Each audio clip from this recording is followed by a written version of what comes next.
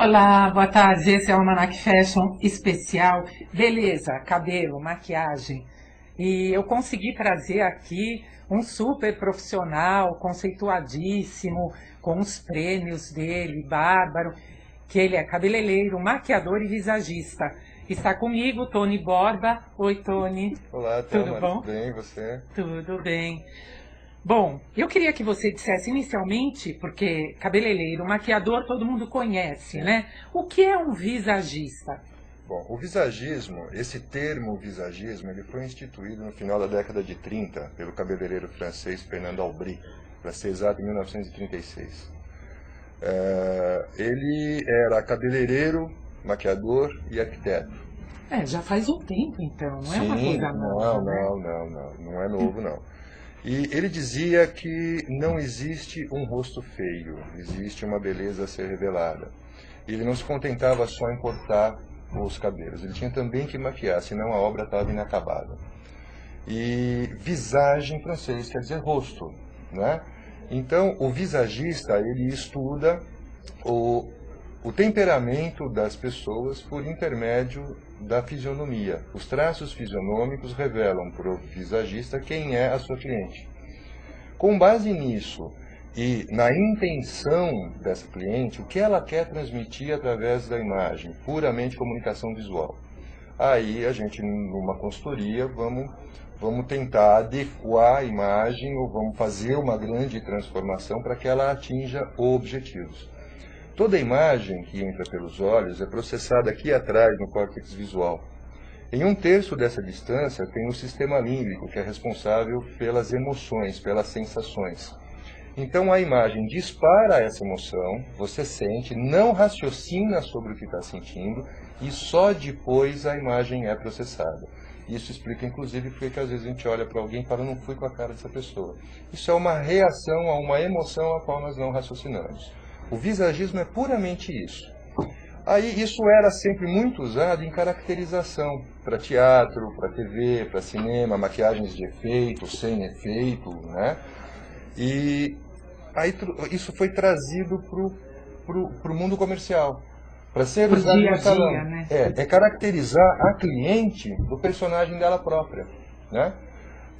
Existe uma questão de marketing pessoal que as pessoas falam, eu estou bem do jeito que eu estou. Mas o marketing pessoal não é o que você pensa de você, é o que o outro pensa de você. Então, o conceito visagismo vem para fazer com que o visagista te ajude a fazer com que as pessoas pensem de você aquilo que você quer que elas pensem. Até porque, né, o pensar aí não é tão profundo, tá, gente? O pensar aquela velha questão, tem um ditado que diz que eu acho excelente, que você não vai ter a segunda chance de causar a primeira boa impressão. Exatamente. Né? As pessoas não te conhecem, você chega na multidão, você chega no meio de pessoas. E é essa impressão que você causa. Sim. Né? E é essa impressão que a gente quer causar muito bem. Né? E é essa impressão que a gente quer que as pessoas tenham da gente. A primeira impressão é a que fica assim. Para mudar isso, precisa de muito tempo. Então, a primeira impressão, ela vale muito. Agora, Tony, com relação, eu acho que diferença teria especificamente quando você vai fazer uma maquiagem de um trabalho de visagista? Tá, olha né? só. Porque que nem eu acho que o visagismo é bem aprofundado, né? Sim. Tem o formato do rosto, do olho, do nariz, da boca, a proporção. Então, qual a diferença e o que é mais difícil nesse trabalho, se é que para você é difícil? Thelma, as pessoas, elas acreditam muito puramente em harmonia estética. A harmonia, ser bonito, mas ser bonito para quê? Né? Isso remete também à arquitetura. Lá atrás, né, na Idade Média, castelos maravilhosos com o banheiro do lado de fora, né? Então, é muito bonito de ser visto, mas a função não existe. Então, às vezes, um corte de cabelo, ou a maquiagem, como você disse, a forma como o pincel é usado pode transmitir algo que vai na contramão de quem é você, né? E a sua principal identidade é aquela que reflete no seu espelho, não é o documento que fica na bolsa ou na carteira. É a imagem refletida no espelho, a principal identidade.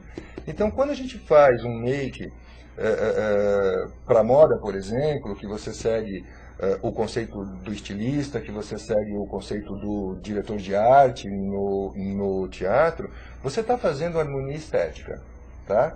Quando você pensa em visagismo, aí você pega a harmonia estética ainda e coloca ela numa questão de comunicação visual. É fazer com que ela funcione de fato a seu favor, com que você se identifique ao se olhar no espelho.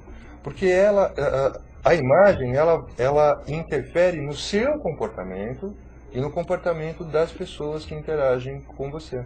Então não é simplesmente o batom vermelho, que existe um mito em torno dessa cor, desse produto. Muitas mulheres não usam batom vermelho. Por que não usam? Existe até uma cultura, uma explicação que vem da Idade Média também, do porquê não do batom vermelho.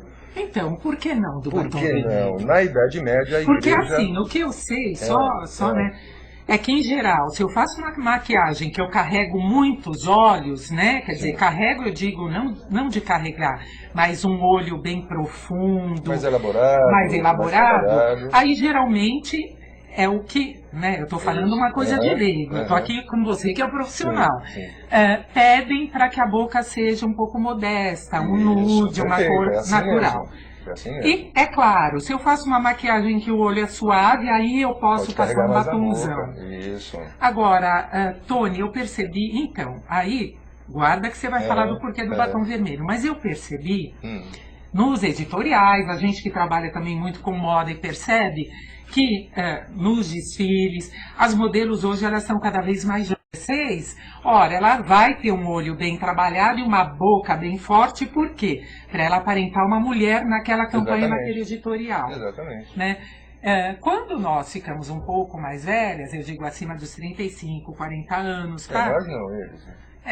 Não, eu percebo em mim já, viu, Tony? E eu faço uma boca vermelha, eu percebo que eu dou uma envelhecida. Tá. Então, agora voltando, aí depois você tira essa dúvida do porquê o batom vermelho. Então, na Idade Média, a igreja proibiu as mulheres de cuidar dos seus cabelos e de se maquiar. As mulheres que praticavam esse ato de vaidade, elas eram tidas como prostitutas ou como bruxas, fogueira com elas, né? Então as mulheres mordiam os lábios e beliscavam as maçãs do rosto para dar um ar de saúde, né? Era só a nobreza que podia se cuidar, o povo não. E isso vem desde essa época. Se descer Augusta de madrugada, a maioria das garotas que ficam nessa região estão de batom vermelho. Mas por que elas estão de batom vermelho? Porque é bonito e elas querem chamar a atenção. Então essa ligação cultural que vem desde a Idade Média com essa relação da prostituição, muitas mulheres ainda rejeitam esse tom de batom, que na verdade não tem nada disso. O batom lindo, é lindo, é uma das cores mais bonitas que existe, né? É uma cor forte que representa o fogo, representa o poder, a força, a paixão, né? E elas usam porque é muito bonito e é sedutor. E se elas podem, por que a maioria das pessoas não pode? A brasileira hoje está se maquiando muito melhor. Há pouco tempo atrás, você andava na Avenida Paulista, a bochecha estava aqui embaixo, o olho vinha aqui em cima, estava uma coisa, né?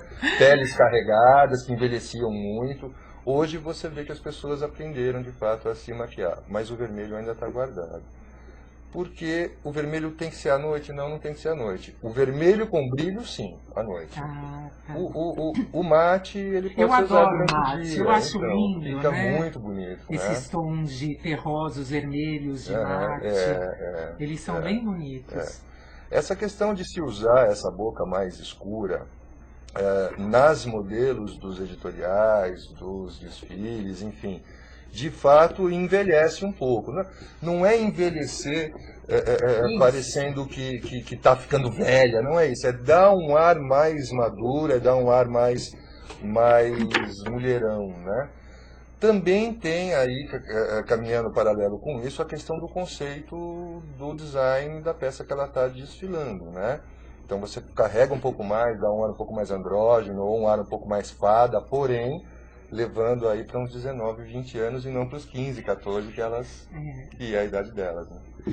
Então, Tony, mas que nem quando você tem que fazer uma maquiagem de noite, em uma jovem, uma menina, sei lá, de 18, 20 anos, 25 anos, Sim. e uma mulher acima dos 40, que cuidados você toma? Porque, geralmente, eu acho que não existe, eu acho que existe uma paranoia hoje em dia de ser jovem a qualquer preço, né? E as pessoas estão fazendo loucuras. Mas não, eu acho que essa questão de vaidade é importante, é fundamental, né? As pessoas serem vaidosas, se cuidarem, estarem cheirosas, bem pintadas, bem arrumadinhas, né? Mas eu queria que você falasse com relação a isso, em que você diferencia, né, uma mulher acima de 40, ela não vai querer uma maquiagem carregada que ela olhe no espelho, nossa, mas eu fiquei mais envelhecida, ou, ai, nossa, tá pesado, né? Em geral, quando uma mulher acima de 40 maquiada fala, está pesado, é porque, né, tem alguma coisa que ela não gostou ali e que, de repente, sei lá, acrescentou uns 5 aninhos, 3 aninhos a mais para ela que ela não quer. Sim. Então, tem algum, quando você vai maquiar uma de 20, uma mulher de 40 ou 50 anos, para noite? Sim. Né? A grande diferença da maquiagem da pele madura para a pele teen é o cuidado com o produto que você vai colocar e a quantidade dele. Porque normalmente acima de 40 anos começam a aparecer alguns sinais, principalmente ao redor dos olhos, né? E se você carrega muito, essa maquiagem vai craquelar e evidenciar esses sinais. Eu acho que esse é o único cuidado. Assim, as cores, elas podem ser trabalhadas de acordo com cada evento. É para noite, mas vai para onde? Que tipo de festa? Que tipo de balada? Né? Não vou pegar uma mulher de 50 anos e aplicar um produto neon nela, porque ela não vai para a casa noturna que tem luz de estrobo, né? Aquelas coisas que é quando esse neon vai gritar, né? Quer dizer, fica bem na contramão mesmo. Mas eu acho que, por exemplo, o coral, que veio tão forte aí na primavera-verão, amarelo, as cores dos doces, dos chicletes, né? Que vieram forte demais, eu acho que a mulher de 40 anos pode sim, por que não? Né? E isso não vai envelhecer, ou não vai fazer parecer uma garotinha, quando na verdade é uma mulher madura, né? O grande cuidado está no preparo sempre da pele. Eu acho que 90% de uma boa maquiagem está na asepsia, que tipo de produto, que tipo de primer, que tipo de lifting que vai colocar ao redor dos olhos, né? Para que fique de fato coerente com a situação, com a roupa que está usando, com o lugar que vai, enfim. Não dá para aplicar, mesmo numa garotinha de 18 anos, uma sombra, um jogo de sombras no olho, super neon, super fashion, quando ela vai para o casamento da prima, onde vai estar toda a família, enfim, não é muito na contramão. Então é sempre o bom senso mesmo. Acho que a melhor receita é o bom senso.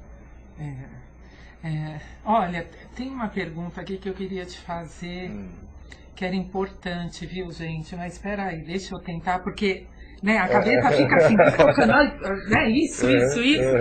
E aí sai um pouco fora, mas eu vou lembrar. Olha, eu queria mostrar, então, primeiro o visagismo, já que a gente tem o antes e depois, né, uma transformação que você fez. Sim, sim. São fotos, é isso? Isso, a foto do antes e do depois, baseado no conceito visagismo, né? E o que ela queria com a nova imagem. Olha lá, tá lá.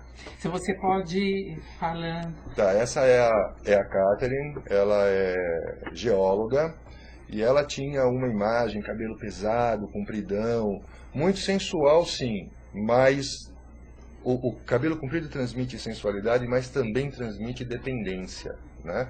E isso explica porque a maioria dos homens prefere cabelo comprido, né? Porque ainda são machistas, né? Que coisa. E aí ela me pediu uma imagem de credibilidade, de força, e aí nós fizemos uma transformação mesmo, um cabelo curto, muito mais leve, ela ficou com uma imagem mais séria, mais forte, de mais credibilidade, sem perder o dinamismo inerente da idade, e ficou muito mais atraente. Até porque também esse look que você fez nela, de cabelo principalmente, é bem mais adequado à profissão dela, Sim, né? Claro.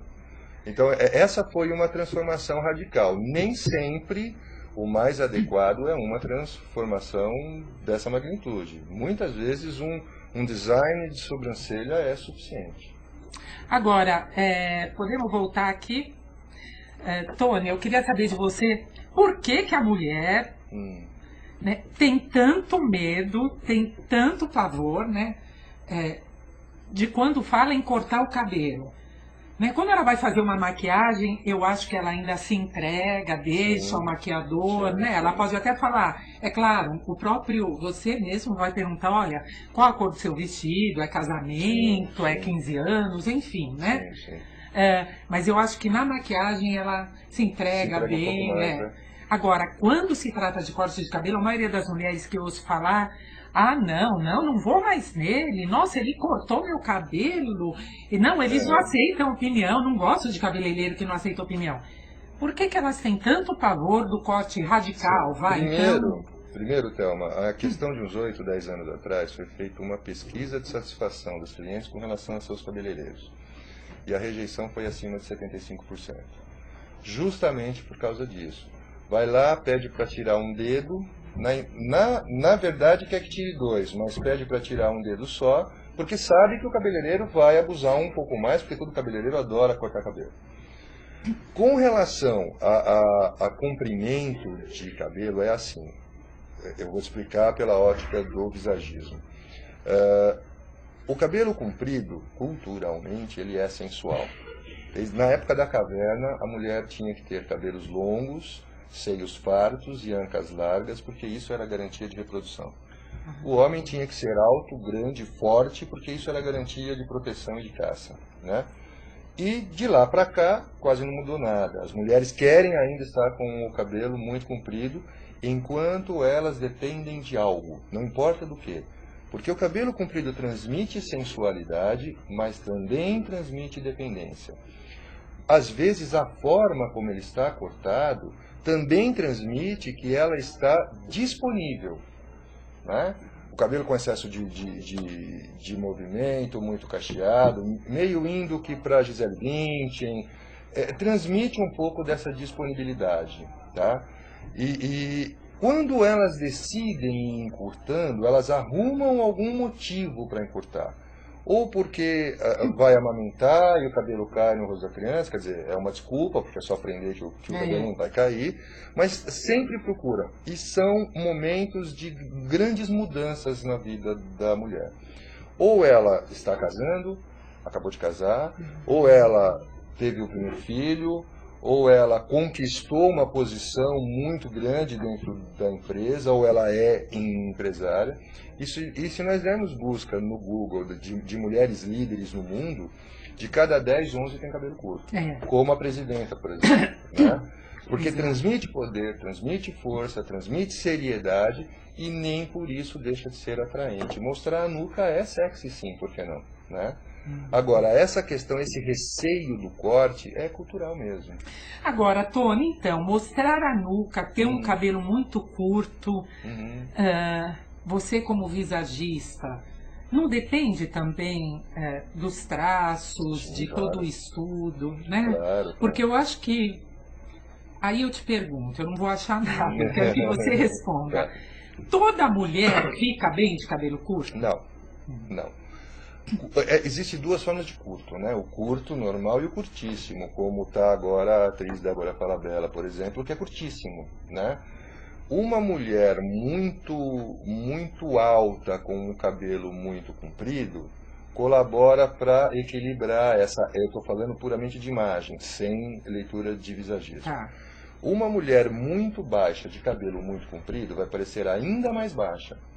Não é? A muito alta, com esse curtinho, vai ficar pescoçuda.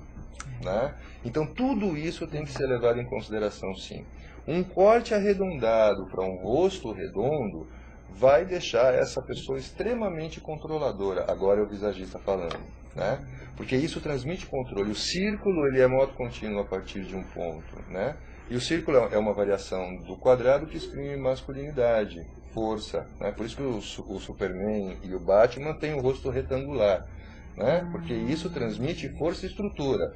É pelo mesmo motivo que a cruz é o símbolo do cristianismo. É uma linha vertical e uma linha horizontal, são 4 ângulos retos, né? E isso expressa essa força. Agora, tudo isso tem que ser levado em consideração e precisa ser conversado. Cabeleireiro, qualquer um deles pode conversar sobre isso, né? A diferença entre a harmonia estética, que é essa questão de aumentar, diminuir, deixar mais largo ou mais estreito, é a harmonia estética. E essa questão do que a imagem transmite, aí já é com o visagista. Mas não é toda mulher que fica bem de cabelo curto, não.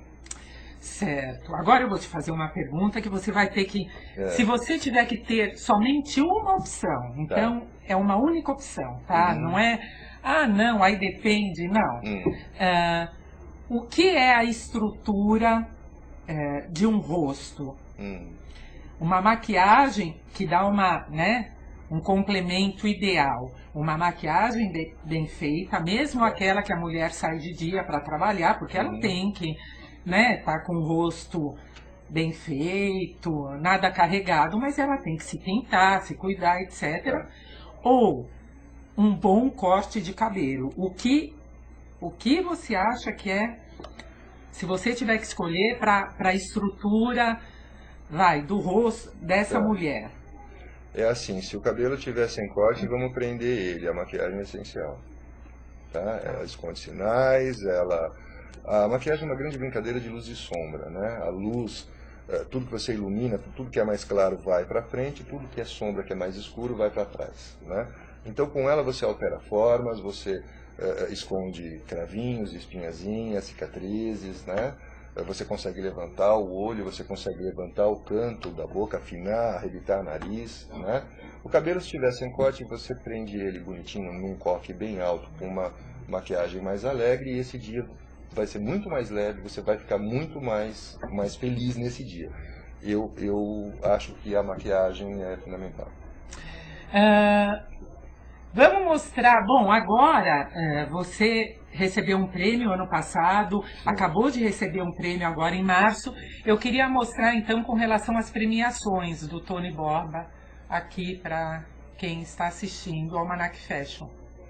O ano passado eu recebi a fala um pouquinho de Ouro, dos prêmios. Eu recebi a Tesoura de Ouro, edição nacional, né? E esse ano eu recebi... A Tesoura de Ouro é dada aonde? É uma empresa de promoções onde tem um grupo de profissionais mais antigos, aí da década de 60, 70, né? Que indicam profissionais atuantes na área, né? Essa premiação? Essa foi a Tesoura de Ouro. Ali tem ali o Pepe Queiroz, que é do sindicato dos cabeleireiros de senhoras. O Ivan String, que é fundador do projeto Tesourinha, assim, das maiores ações que eu acho fantástico esse trabalho que ele faz, que é dar oportunidade para pessoas de baixa renda de conhecer uma profissão. Não é seguir a profissão porque é a única que existe, é de conhecer a profissão e só seguir se de fato tiver talento, né? Não adianta ser cabeleireiro por falta de opção, aí fica terrível. E a Tatiane Berlitz, que é a presidente dessa empresa de promoção e eventos, que é responsável por essa premiação, junto com a empresa do marido dela, que é o Scarpa. Com relação à Tesoura de Ouro, como é que foi a forma de escolha? Foi júri, votação popular no site? Indicação fechada desses profissionais mais antigos. No mesmo período teve uma outra premiação da revista Cabelos de Companhia, que todo ano faz essa premiação, e foi o primeiro ano que incluíram o visagismo. Então, aí sim é por voto popular, e eu fiquei entre os 5 melhores na primeira fase, escolhidos pelo público, então para mim isso já é um prêmio maior, né? Eu não levei o prêmio, mas só pelo fato de ter sido indicado e ficar entre os 5, para mim foi uma grande premiação. E esse ano, essa mesma empresa me agraciou com o Prêmio Destaque Brasil 2012, que é um prêmio oferecido para profissionais em destaque e com uma certa expressão na mídia. Nessa mesma estava lá o Mr. M, estava alguns ex-BBBs, um conjunto musical de violino, que eu não me recordo o nome agora, mas está fazendo muito sucesso, né? Leão Lobo também, ele recebeu esse prêmio, enfim, e alguns cabeleireiros, e entre alguns visagistas, eu estava lá para receber esse prêmio. Muito bom. Olha, tem um comentário aqui da K404. Cabelo curto só para quem tem rosto delicado. Então, na opinião do K404, aí eu jogo essa pergunta para você. Cabelo curtinho, bem curto, né? Eu digo aqui na nuca. É só para quem tem rosto delicado? Extremamente curto, como o da Débora Falabella, sim. Para quem tem um rosto mais delicado, que é o antigo padrão de beleza, que eram os rostos ovais, né, da Marilyn Monroe, da Twiggy, e essas divas do cinema 40, 50 e década de 60. O padrão de beleza atual é um rosto mais anguloso, como o seu, por exemplo, que é a Gisele e tantas atrizes globais, por exemplo, né? Quando tem muito ângulo no rosto, o curtíssimo não é muito indicado. O bom é suavizar um pouco essas linhas fortes aí, com alguns fios mais caindo um pouco mais, valorizando pontos fortes desse rosto. Ela tem razão. O curtíssimo é para rostos delicados mesmo. Uma mulher de pele clara com uma mulher de pele morena para negra. Essa mulher de pele morena para negra, os traços dela são mais fortes do que essa mulher de pele branca, bem clara? Não. Ou não necessariamente? Não necessariamente. É assim, a miscigenação aqui no Brasil, ela tira um pouco essa questão que existe na Europa, por exemplo, né? Você pegar na Europa, assim, muitos imaginam que na Europa todo mundo tem cabelo liso e loiro, e não é assim. Na Europa tem muito cabelo, como o meu, por exemplo, que é um pouco mais rebelde, né? E eu sou descendente de português, né? Na Itália, existe povos italianos com cabelo crespo e com cabelo liso. Geralmente os do sul da Itália são mais crespos. É diferente daqui do Brasil, né? Isso. O sul da Itália são mais crespos. Exatamente. Mais então, essa mistura de raça, Thelma, faz com que exista as peles de morenas, mulatas e negras, traços mais suaves, peles mais finas, né? Coisa que na África, por exemplo, que é o negro puro, né, já não é assim, são traços de fato um pouco mais fortes, né, peles um pouco mais, de uma textura um pouco mais grossa, inclusive, né, e são peles ótimas de serem maquiadas, são as maquiagens mais fáceis de se fazer, porque as peles normalmente são muito boas. Tony, por que em geral nos desfiles, nas apresentações de cabelo, né, que tem... os cabeleireiros em geral preferem fazer os penteados, os cortes em mulheres, em modelos de cabelo claro? Por que eles preferem cabelos loiros para trabalhar, que eles dão preferência para os claros, né? Não que eles recusem os escuros, mas eles dão... Por que eles dão mais preferência para os claros? Até nos castings das escolhas dessas modelos que vão participar desses eventos, se dá de fato preferência aos cabelos mais claros, porque Por exemplo, agora há pouco nós vimos uma imagem aqui de uma transformação que eu fiz num cabelo mais escuro. Se ela fosse loira, com a mesma configuração de rosto, enfim, com as mesmas características, e nós mostrássemos essa imagem, o corte apareceria muito melhor na imagem, seja na TV, seja na internet, seja em fotos de revista. Os detalhes do penteado, a textura que se cria nesses penteados, no cabelo mais claro, a foto fica melhor. A imagem fica mais nítida desses detalhes mais finos. Por isso essa opção pelos cabelos claros. Não que sejam mais bonitos ou menos, né? Mas é uma questão de fotografia mesmo. Fotografar cabelo não é fácil. Não é para qualquer fotógrafo, não. Pois é. Você como cabeleireiro também, né?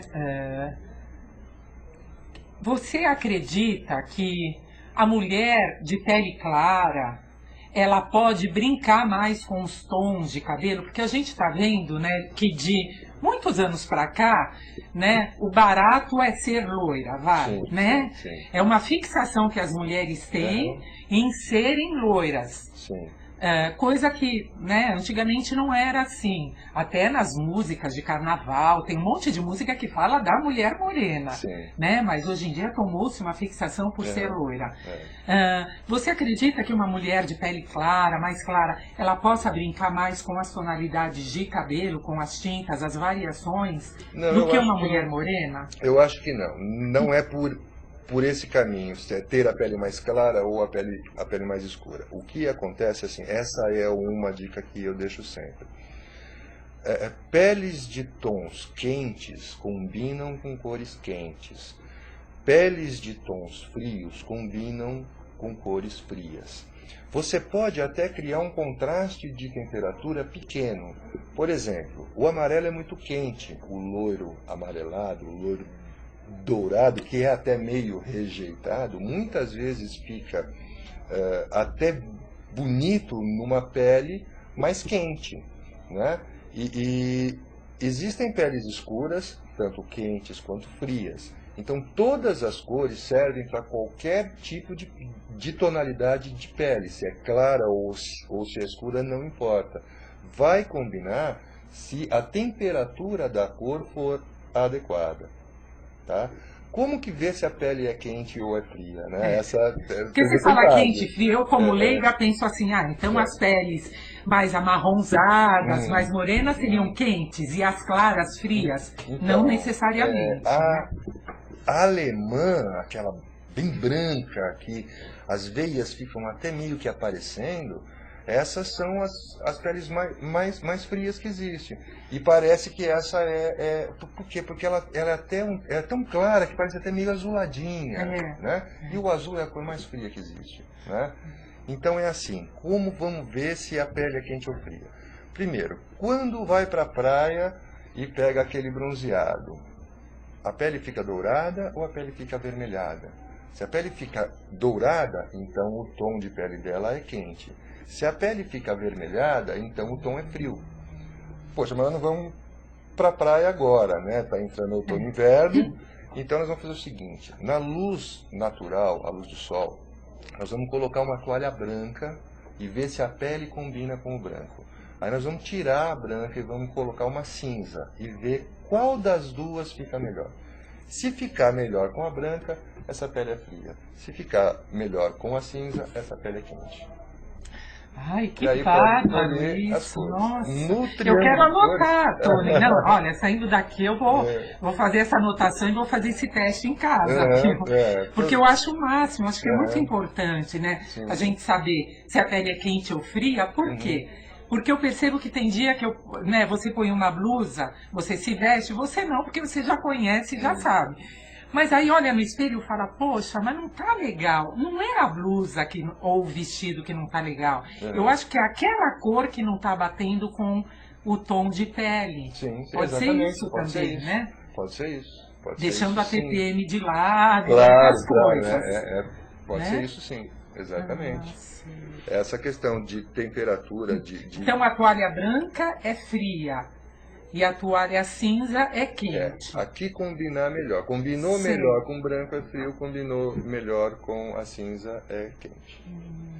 Tá? Nossa, Não vivendo que, não que você não possa criar esse contraste de temperatura que eu falei, pode sim. Então, essa questão de que a pele é mais escura e fica... Beyoncé, por exemplo, ficou loira, né? Mas ela é uma popstar, né? Então, mas ficou bonita. Ficou. Né? Independente de ser popstar, né? É uma negra de cabelo loiro. E ficou bom. Porque a tonalidade, a temperatura da cor do cabelo é condizente com a temperatura de pele dela. Porque isso vale para as brancas, para as mulatas e para as negras. Vale para todas as raças. Tá? Por isso que é fundamental procurar um bom profissional, né? Sem dúvida. Para fazer uma coisa bem feita e não um estrago. Exatamente. Que muitas vezes a gente vê por aí. Exatamente. Você como profissional, então, quando vê, acho que fala, meu Deus, como é que pode? É triste. Agora, sabe o que eu queria saber, Tony? K404 falou... Ih, meu Deus, saí daqui. Falou que um cabelo longo, a opinião, né, de K404, um cabelo longo com um bom corte é bem mais bonito. Aí a questão, eu acho que leva mais para um lado sensual, de repente, também. Sim, o cabelo comprido expressa toda essa sensualidade. Um bom corte vai ficar muito bonito de fato. Agora, gosto é uma coisa muito pessoal. Não é porque eu acho bonito que você deve achar. Porque a K404 acha feio, que de fato é feio para as outras pessoas, né? Eu costumo dizer, inclusive, que quem ama o feio, lindo lhe parece. Eu acho que esse respeito pelo gosto é tão importante quanto a vontade de ter cabelo comprido ou curto. Exatamente. Olha, as feiras, né? Então tem fotos da... Sim, tem Eu foto queria que você comentasse algumas Brasil. participações, a Hair Brasil. Isso, a Hair Brasil foi a mais recente, né? Vamos mostrar? Aí eu estou fazendo uma apresentação de maquiagem no stand da Class Vogue, que é um parceiraço meu, a gente está sempre junto, é onde eu dou cursos também de formação profissional, sempre cursos intensivos, né?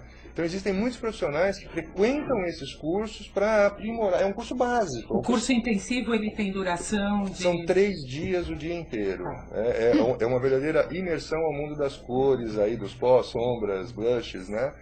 E aí eu fiz algumas demonstrações de maquiagens mais comuns. Noiva, dia, noite.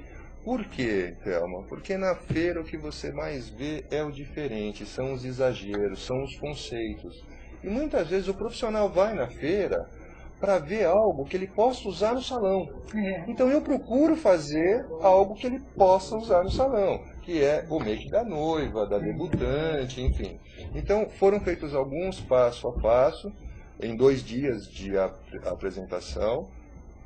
Repercutiu bastante isso, né? Foi muito legal. E o ano passado, no final do ano, eu fiz a Foz Hair, que é uma feira de beleza em Foz do Iguaçu, mas ali eu não fiz nenhum passo a passo. Ali eu produzi o show de um outro profissional, de um outro artista, que estava lançando a coleção Primavera-Verão para uma grande empresa de cosméticos, onde o tema que me deram era o surrealismo. Então eu precisava bolar um show que fosse surreal, né? E ali saiu a coleção Primavera-Verão do grupo de criação Alto Coiffure, né, do GCHC. Bárbara, agora eu queria mostrar produções de moda. Eu fiz alguns trabalhos. Esse é um trabalho que foi feito para a agência Elite, né? Teve aí as 2 modelos, são fotos da fotógrafa Andrea Arbex, e eu fiz aí com parceria com uma equipe minha, que é a Sônia Sawick, a Alice e o Ted. A produção é minha, dessas modelos, eu que fui de porta em porta nas lojas, que eu achava as roupas interessantes para compor looks bacanas, para que essas modelos sejam vendidas para o mercado editorial e de moda. Esses trabalhos são trabalhos que a agência faz de material das modelos? Material das modelos e também são usados, nesse caso aí, essas marcas que nos cederam esses acervos estão dentro do Megapolo de moda e gentilmente cederam essas peças deles, sapatos, bolsas, bijuterias, para essa produção. E algumas fotos ficam com liberdade de uso, tanto para essas marcas quanto para mim. Certo. Tem uma outra produção também, que foi para o estilista Márcio Akamini, que é da marca Maru Akamini.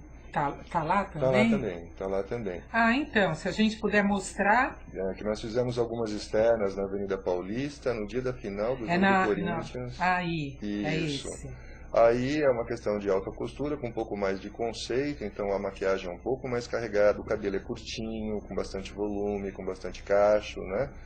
Aquela escadaria é a do Teatro Municipal, e ali eu estava preparando ela para a primeira fase, que foi no estúdio, onde eu fiz cabelo, maquiagem e essa produção para o meu amigo Márcio.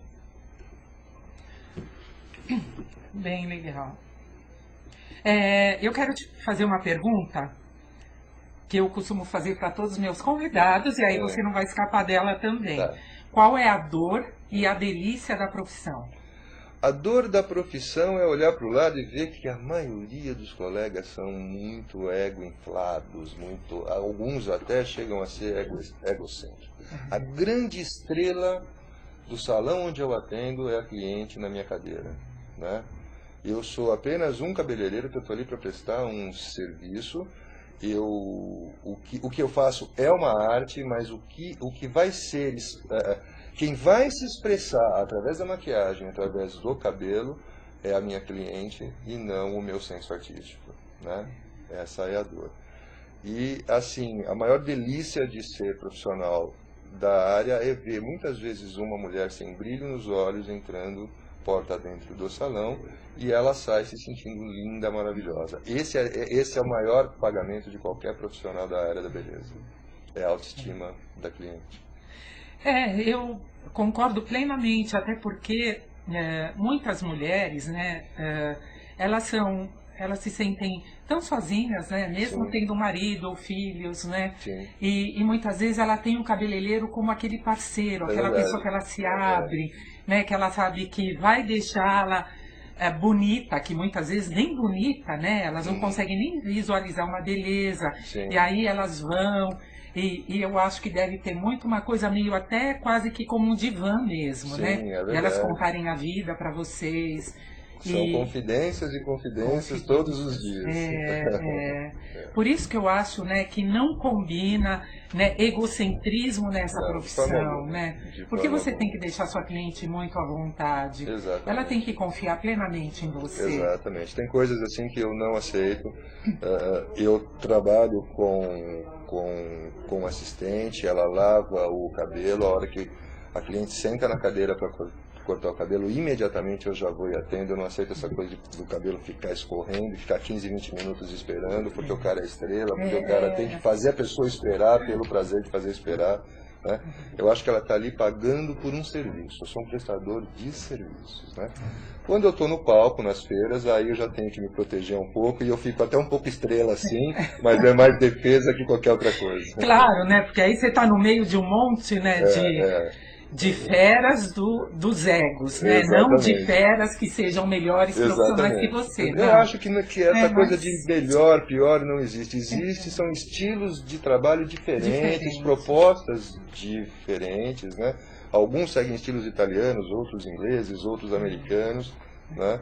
Eu faço uma salada de fruta disso tudo e faço o meu estilo parecendo sempre um pouco com cada estilo desse. Bom, e aí tem o teatro, né? Que aí você também trabalha bastante com teatro. Eu há um tempo atrás trabalhava um pouco mais, agora menos, porque eu tenho me dedicado mais à moda e ao salão, né? Mas a última peça, por exemplo, foi um Alto de Natal, Estrelas de Belém. Vamos mostrar então as fotos do teatro. Direção de Pedro Paulo, O texto e a direção musical é do Pedro Paulo Bogossian, o maestro Pepa, né? A direção é do Abílio Tavares, com a participação esse da é Rosi Estrela Campos. de Belém? Esse é Estrelas de Ela é Belém. a Rosi Campos? A Rosi Campos, isso, que fez essa participação especial. Foi uma iniciativa da USP, junto com o governo do estado. Aí tem a Ilha das Delícias também, Sonhos de uma Noite de Verão? Esse não vai ter imagens ali, porque bufões são os antigos bobos da corte. Quando essas cortes começaram a declinar, essas pessoas ficaram desempregados. Então eles se tornaram moradores de rua, não mendigos, mas moradores de rua que protestavam contra tudo e todos. Então é uma coisa um pouco mais pesada, são maquiagens mais carregadas, seios de fora, então eu achei que pelo horário não era interessante trazer esse tipo de imagem, né? E antes dessa peça, uma que assim foi assim, uma das que eu mais gostei de fazer, que foi Sonhos de uma Noite de Verão, Shakespeare, direção de Cida Almeida, né? Essa dos bufões, tem que falar o nome da direção, né? Foi da Suquia Papo, né? O Sonho foi um projeto muito gostoso. Eu cuidei da caracterização, cabelo e maquiagem da Cida Almeida. A Cida Almeida hoje ela dirige a São Paulo Escola de Teatros e o Instituto Mazzaropi. Ela forma atores, então é muito gostoso isso. Foi um dos trabalhos que eu mais gostei de fazer. Já trabalhei também com maquiagem e cabelo para TV, por um sitcom chamado Os Filhos da Mãe, alguma coisa parecido com A Grande Família, né? Interessante. Isso, foi muito gostoso também. Porque você recebe o briefing sempre antes, né? Sim, eu recebo o texto todo, eu tenho que conhecer cada personagem para poder criar aquelas carinhas, né? Aqueles rostos, as expressões, né? A gente tem que, através do make, ajudar nessas expressões. Às vezes o cabelo colabora muito com a expressão. Rosi Campos é um exemplo disso. Ela não pode ficar com o cabelo baixinho, porque tem que levantar sempre cabelo alto, como o da Bruxa Morgana, que foi um outro papel que ela fez, né? Sim. Mas eu adoro teatro, pena que não seja tão valorizado e nunca tem verba. Pois é, o problema é esse, né? O buraco é mais embaixo. Tony, eu vi muito essa onda do primer, né? Sim. Que é o primeiro que passa a pele completamente limpa. Antes de você começar a maquiagem, você passa o primer. Isso. Ele é muito recente, não é? E o que ele faz com a pele? Ele vai suavizar as linhas finas de expressão. Eu não falei de rugas, eu falei linhas finas. Ele vai fazer com que a maquiagem dure mais, por fixar melhor na pele. A maquiagem acende muito mais, as cores ficam mais vivas, né? O primer se tornou assim fundamental, acho que na bolsa de qualquer mulher. Você não precisa usar base. Você usou o primer, a sombrinha ali, a máscara. Ele substitui a base? Ele não substitui a base, mas ele dá aquela esticadinha, aquela coisinha nas linhas finas, deixa muito macio, né? Então, assim, quem não usa base, eu acho que pode usar só o primer. E o primer é assim, não tem cor, é uma cor única para todas os tons de pele. Ele é transparente, ele é translúcido. Agora, quando você pega uma pele bem envelhecida, né, de uma senhora envelhecida, porque tudo bem, hoje em dia, né, tem a mulherada tá aí se cuidando até além da conta, né, mas é assim, tem aquelas senhoras que não fizeram nenhum tipo de plástica, e aí a gente sabe, a pálpebra fica caída para passar uma sombra, como é que fica esse processo, né, que tem aquela pele, e quando você vê uma pele assim muito envelhecida, porque eu acho que o envelhecimento, não sei se você concorda comigo, mas o que eu penso assim, não é nem tanto as rugas, até as jovens têm rugas de expressão e tudo, né, eu acho que a tal do colágeno e elastina que vai, né, deixando a pele cansada, com a aparência cansada, né? Sim. E isso é o processo natural do envelhecimento. Sim. Então, quando você pega uma pele assim, o que você pensa? Pô, peraí, mas eu tenho que deixar essa pessoa né, bonita. O que você faz? Como é que você melhora aquilo? É Uma assim, mulher que eu nunca acho que- fez uma plástica. Eu acho que todas as idades têm as suas. Toda faixa etária tem a sua beleza própria, né?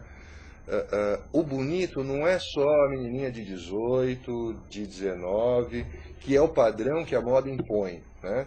Existe mulher de 60 muito bonita, de 70 muito bonita, de 90 mais linda ainda, né? Que precisa, assim, a partir dos 30, 35 anos, começar a cuidar da pele, sempre, né? Principalmente as que se maquiam todos os dias, né? E aqui em São Paulo, eu ando maquiado todos os dias. Eu saio na rua, a poluição vai me maquiar mesmo, né? Ainda mais eu que ando de moto.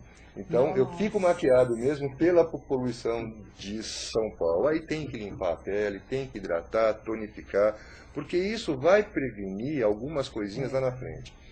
Agora, na hora de maquiar, eu acho que o lift, aquele efeito Cinderela mesmo, aquele que estica na hora, esse ele é insubstituível para dar aquela levantada, até para que a própria pessoa se sinta melhor. E os produtos já dão conta disso? Já Os dão produtos conta. atualmente já? Sim. Que maravilha. Tem para né? todos os bolsos e com a mesma qualidade. Que beleza. Olha, bom, tem um monte de gente aqui no chat, eu quero agradecer a presença de todos, mas já deu a nossa hora, você vê como passa rápido, Pois é, né? pois é. Passa muito rápido, mas acho que já deu basicamente para eu aprender um pouco, aí umas dicas, olha, muito válidas que eu vou levar para minha vida, pode ter Que certeza. bom, fico feliz. E eu quero muito agradecer sua presença, Tony. Eu que agradeço pelo convite, eu fiquei muito contente quando eu fiquei sabendo que eu ia dar essa entrevista para vocês aqui na Primeira TV via internet, né? Eu achei isso genial. Alguns colegas já passaram por aqui, falaram muito bem, né? Muito obrigado pela acolhida de vocês. Queria aproveitar para mandar um beijo grande para os meus filhos, né?